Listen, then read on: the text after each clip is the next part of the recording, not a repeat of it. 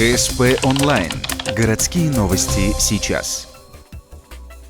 Ухтинской многодетной семье необходима помощь. Пара Екатерина и Алексей переехали в наш город в 2013 году. В 2014 у них появился третий ребенок, а в 2015 матери двух мальчишек и крошечной девочки поставили страшный диагноз – онкология. Эта ужасная новость перевернула всю их жизнь. Мужу пришлось уйти с работы, чтобы следить за больной женой и детьми. Траты на лечение, отсутствие постоянного заработка вогнало молодую семью в материальный кризис. За помощью Семеновы обратились в социальные службы и гуманитарную группу «Милосердие». Несколько дней назад там открыли сбор. Чем можно помочь? Можно перечислить средства. Сейчас мы собираем средства в группе ВКонтакте, службы «Милосердия», на оплату задолженности за съем жилья.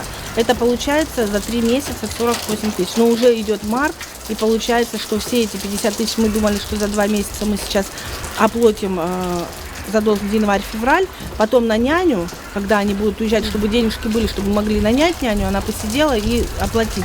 Сами Екатерина и Алексей открыто просить поддержки попросту стесняются. Они отказались от интервью. Но как бы банально это ни звучало, помощь нужна любая. Еда, детские вещи, медикаменты, бесплатная помощь медсестры. За несколько дней сбора ухтинцы пожертвовали уже порядка 20 тысяч рублей. Если вы тоже решили сделать добро, можете позвонить по номеру, который вы видите на экранах, или перевести средства на номер этого счета.